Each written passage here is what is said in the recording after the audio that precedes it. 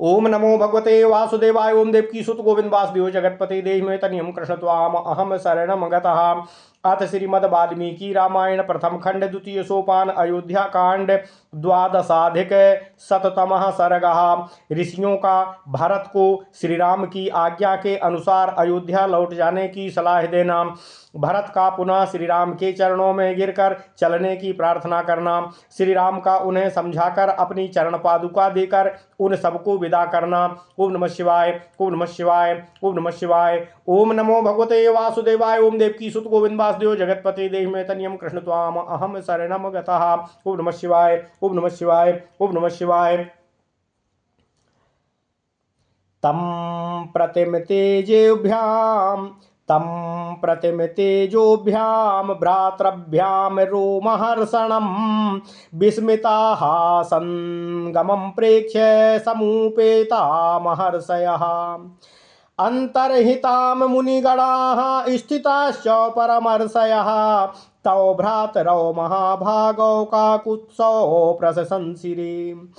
तत्सदार्यो राजपुत्रो द्वौ धर्मज्ञो धर्मविक्रमो श्रुत्वा वयं हि सम्भाषामुभयो स्पृहायामहे। ओम नमः शिवाय, ओम नमः शिवाय, ओम नमः शिवाय। ततस्त्वावृषिगणां क्षिप्रं दशग्रीवोऽवधैषिणः भरतं राजशार्दूलमित्यूचुः संगता वचः। कुले जाता महाप्राज्ञो महाव्रतो महायशः ग्राह्यं रामस्य वाक्यं ते पितरं यद्यवेक्षसे। सदा नृणमिमं रामं वयमिच्छामहे पितुः अनृणत्वाच्च कैकेय्या स्वर्गं दशरथो गतः।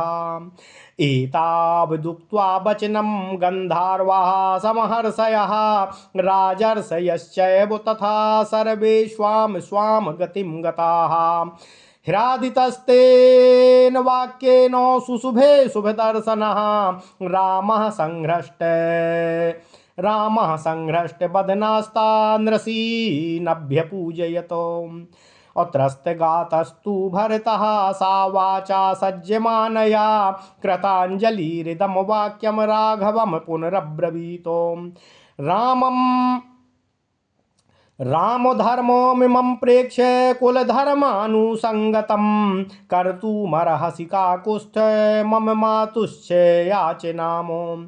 रक्षितुं सुमहद्राज्यमहमेकस्तु नोत्सहे पौरजानोपदांश्च चापि रक्तानुराज्ययितुं तदा। ज्ञातयश्चापि योधाश्च मित्राणि सुहृदश्च नः त्वमेव हि प्रतीक्षन्ते पर्जन्यमेव सर्ववर्षकाः। इदं राज्यं महाप्राज्ञ स्थापय प्रतिपद्य हि शक्तिमान् साहि काकुत्स्थो लोकस्य परिपालने। एवमुक्त्वापतद्भातुः पादयोर्भरतस्तदा भ्रशं सम्प्रार्थयामास राघवेति प्रियं पदन्। ओम नमः शिवाय। तमंके भ्रातरं कृत्वा रामो वचनं ब्रवीत श्यामं नलिन पत्राक्षं मत्तहंसस्वरा स्वयं।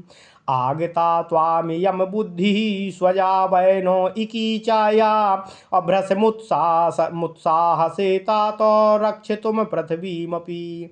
अमात्यश्चैव सुहृद्भिश्च बुद्धिमद्भिश्च मन्त्रिभिः सर्वकार्याणि सम्मन्त्र्य महान्त्यपि हि कारये।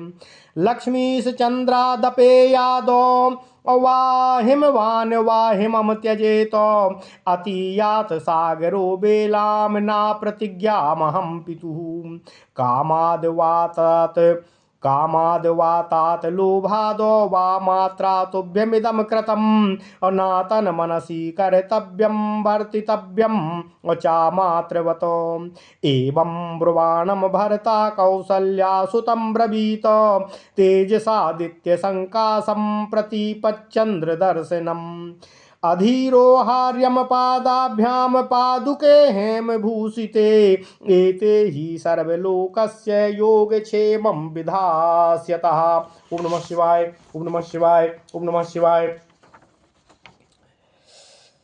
सोभिरुह्य नरव्याघ्रा पादुके व्यवमुच्य च अप्रायच्छत सुमहातेजा भरताय महात्मने। सा पादुके सम्प्रणम्य रामं वचनं ब्रवीत चतुर्दश हि वर्षाणि जटाचिरोधरो ह्ययम्। फलमूलासनो वीरो भवेयं रघुनन्दन तवागमनमाकाङ्क्षन् वसन् वै नगराद् वही। तव पादुकयोर्न्यस्य राजतन्त्रं परं तप चतुर्दशे हि सम्पूर्णे वर्षे हनि रघुत्तमं। नाद्रक्ष्यामि यदि त्वां तु प्रवेक्ष्यामि हुतासनं तथेति च प्रतिज्ञाय तं परिष्वज्य सादरम्। शत्रुघ्नं च परिष्वज्य वचनं चेदं ब्रवीत मातरं रक्ष कैकेयी मारोषं कुरुतां प्रति। मया च सीतया चैव सप्तोऽस्मि मया च सीतया चैव सप्तोऽसि रघुनन्दन इत्युक्त्वा श्रुपरीताक्षो भ्रातरं विससर्जः। ओम नमः शिवाय, ओम नमः शिवाय, ओम नमः शिवाय। सा पादुके ते भरता स्वलंकृते महोज्ज्वले सम्परिगृह्य धर्मवितो। प्रदक्षिणं चैव चकार राघवं चकार चैवोत्तमनागमूर्धनि। अथानुपूर्व्या प्रतिपूज्य तं जनं गुरुंश्च मन्त्रीन् प्रकृतिस्तथानुजौ। व्यसार्जयत राघववंशवर्धनः स्थितः स्वधर्मे हिमवानिवाचलः। तममातरो बाष्पगृहीतकण्ठयो दुःखेन नामन्त्रयितुं हि शोकुः। सा चैव मात्राभिवाद्य सर्वा रुदन् कुटीं स्वां प्रविवेश रामः। ओम नमः शिवाय, ओम नमः शिवाय, ओम नमः शिवाय। ओम नमो भगवते वासुदेवाय। ओम देवकी सुत गोविंद वासुदेव जगतपते देहि तनियम कृष्ण त्वाम अहम शरणम गतः। अथ श्रीमद् वाल्मीकि रामायण प्रथम खंड द्वितीय सोपान अयोध्या कांड 112वां सर्ग। ऋषियों का भरत को श्री राम की आज्ञा के अनुसार अयोध्या लौट जाने की सलाह देना। भरत का पुनः श्री राम के चरणों में गिरकर चलने की प्रार्थना करना। श्री राम का उन्हें समझाकर अपनी चरण पादुका देकर उन सबको विदा करना। ओम नमः शिवाय, ओम नमः शिवाय, ओम नमः शिवाय। ओम नमो भगवते वासुदेवाय। ओम देवकी सुत गोविंद वासुदेव जगतपते देहि मे तनियम कृष्ण त्वाम अहम शरणम गतः। ऋषियों के भी बार बार निवेदन करने पर अयोध्या लौट जाने के लिए जब श्री राम तैयार नहीं हुए तब उन अनुपम तेजस्वी भ्राताओं का वह रोमांचकारी समागम देख वहां आए हुए महर्षियों को बहुत बड़ा विस्मय हुआ।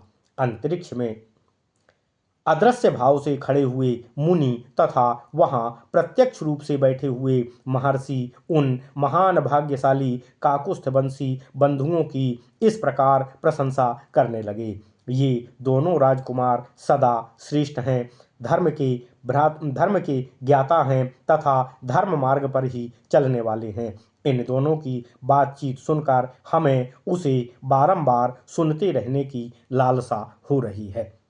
इसके बाद दशग्रीव रावण के वध की अभिलाषा रखने वाले ऋषियों ने मिलकर राजसिंह भरत से तुरंत ही यह बात कही। हे महाप्राज्य, हे भरत, तुम उत्तम कुल में उत्पन्न हुए हो। तुम्हारा आचरण बहुत ही श्रेष्ठ और उत्तम है और महान यशस्वी हो।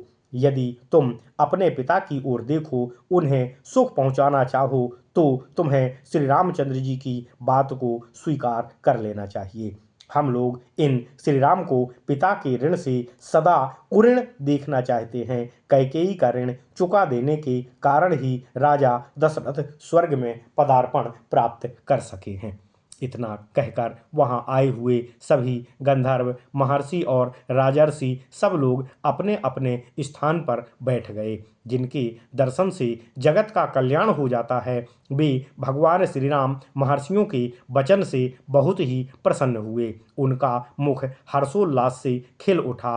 उससे उनकी बड़ी ही शोभा हुई और उन्होंने उन महर्षियों की सादर भूरि भूरि प्रशंसा की।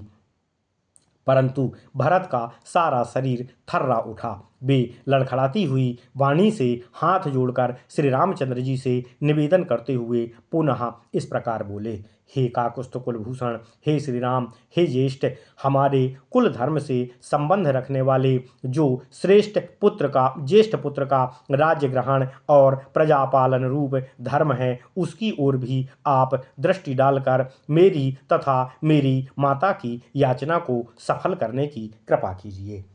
हे भ्राता, हे श्री राम, मैं अकेला ही इस विशाल राज्य की रक्षा नहीं कर सकता हूँ तथा आपके चरणों में अनुराग रखने वाले इन पुरवासी तथा जनपदवासी लोगों को भी आपके बिना प्रसन्न नहीं रख सकता हूँ।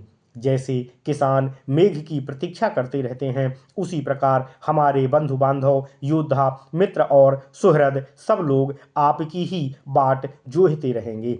हे महाप्राज्ञ, आप इस राज्य को स्वीकार करके दूसरे किसी को भी इस के पालन का भार सौंप दीजिए। वही पुरुष आपके प्रजावर्ग तथा लोक का पालन करने में समर्थ हो सकता है। ऐसा कहकर भरत अपने भाई श्री राम के चरणों पर गिर पड़े। उस समय उन्होंने श्री रघुनाथ जी से अत्यंत विनीत भाव से प्रिय वचन बोलकर उन्हें राज्य ग्रहण करने के लिए बड़ी ही प्रार्थना की। तब श्री रामचंद्र जी ने श्याम वर्ण कमल नयन भाई भरत को उठाकर गोद में बिठा लिया और मदमत्त हंस के समान मधुर स्वर में स्वयं भरत से इस प्रकार कहा, हे तात, हे भ्राता, तुम्हें जो यह स्वाभाविक विनयशील बुद्धि प्राप्त हुई है, इस बुद्धि के द्वारा तुम समस्त भूमंडल की रक्षा करने में पूर्ण रूप से समर्थ हो। इसके सिवा अमात्यों, सुहृदों और बुद्धिमान मंत्रियों से सलाह लेकर उनके द्वारा सभी कार्य वे कितने ही बड़े क्यों ना हों, तुम संपूर्ण कर सकते हो। चंद्रमा से उसकी प्रभा अलग हो जाए, हिमालय हिम का त्याग कर दे तथा समुद्र अपनी सीमा को लांघ कर आगे बढ़ जाए, किंतु मैं पिता की आज्ञा और उनकी प्रतिज्ञा का पालन करना नहीं छोड़ सकता हूँ। हे तात, माता कैकेयी ने कामना से अथवा लोभवश तुम्हारे लिए जो कुछ भी किया है, उसको मन में ना लाना और उसके प्रति सदा वैसा ही बर्ताव करना जैसा अपनी पूज्यनीय माता के प्रति एक पुत्र का किया जाना उचित है, जो सूर्य के समान तेजस्वी है तथा जिसका दर्शन प्रतिपदा अर्थात द्वितीया के चंद्रमा की भांति आह्लादजनक है। और कौशल्यानंदन श्री राम के इस प्रकार कहने पर भरत उनसे इस प्रकार बोले, हे भ्राता, हे ज्येष्ठ, हे आर्य, ये 2 सुवर्ण भूषित पादुकाएं आपके चरणों में अर्पित हैं। आप इन पर अपने चरण रखें, ये ही संपूर्ण जगत के योगक्षेम का निर्वाह करेंगी। तब महातेजस्वी पुरुष सिंह श्री राम ने उन पादिकाओं पर चढ़कर फिर उन्हें अलग कर दिया और महात्मा भरत को सौंप दिया। उन पादिकाओं को प्रणाम करके भरत ने श्री राम से कहा, हे वीर रघुनंदन, मैं भी 14 वर्षों तक जटा और चीर धारण करके फल मूल का भोजन करता हुआ आपके आगमन की प्रतीक्षा में नगर से बाहर ही निवास करूंगा। हे परम तप, इतने दिनों तक राज्य का सारा भार आपकी इन चरण पादुकाओं पर ही रखकर मैं आपकी बाट जोहता रहूंगा। हे रघुकुल शिरोमणि, यदि 14वां वर्ष पूर्ण होने पर नूतन वर्ष के प्रथम दिन ही मुझे आपका दर्शन नहीं मिलेगा तो मैं जलती हुई आग में प्रवेश कर जाऊंगा। श्री रामचंद्र जी ने बहुत अच्छा कहकर अपनी स्वीकृति दी और बड़े आदर के साथ भरत को हृदय से लगाया। तत्पश्चात शत्रुघ्न को भी छाती से लगाकर यह बात कही, हे रघुनंदन, मैं तुम्हें अपनी और सीता की शपथ दिलाकर कहता हूँ कि तुम माता कैकेयी की रक्षा करना और उनके प्रति कभी क्रोध और द्वेष भाव ना करना। इतना कहते कहते उनकी आंखों में आंसू उमड़ आए। उन्होंने व्यथित हृदय से भाई शत्रुघ्न को भी विदा किया। धर्मज्ञ भरत ने भली भांति अलंकृत की हुई उन परम उज्ज्वल चरण पादुकाओं को लेकर श्री रामचंद्र जी की परिक्रमा की तथा उन पादुकाओं को राजा की सवारी में आने वाले सर्वश्रेष्ठ गजराज के मस्तक पर स्थापित किया। इसके बाद अपने धर्म में हिमालय की भांति अविचल भाव से स्थित रहने वाले रघुवंश वर्धन श्री राम ने क्रमशः वहां आए हुए जन समुदाय, मंत्री, गुरु, राजा, प्रजा तथा दोनों भाइयों को यथा योग्य सत्कार करके उन्हें अयोध्या के लिए विदा किया। उस समय कौशल्या आदि सभी माताओं का गला आंसुओं से रुंध गया। वे दुख के कारण श्री राम को संबोधित भी नहीं कर सकीं। श्री राम भी सब माताओं को प्रणाम करके रोते हुए अपनी कुटिया में चले गए। ओम नमः शिवाय। इत्यार्षे श्रीमद् रामायणे वाल्मीकिये आदि काव्ये अयोध्या कांडे 12अधिक-शततमः सर्गः। इस प्रकार श्री वाल्मीकि निर्मित आर्ष रामायण आदि काव्य के अयोध्या कांड में 112वां सर्ग पूर्ण हुआ। ओम नमः शिवाय, ओम नमः शिवाय, ओम नमः शिवाय। ओम नमो भगवते वासुदेवाय। ओम देवकी सुत गोविंद वासुदेव जगतपते देहिमे तनियम कृष्ण त्वाम अहम शरणम गतः।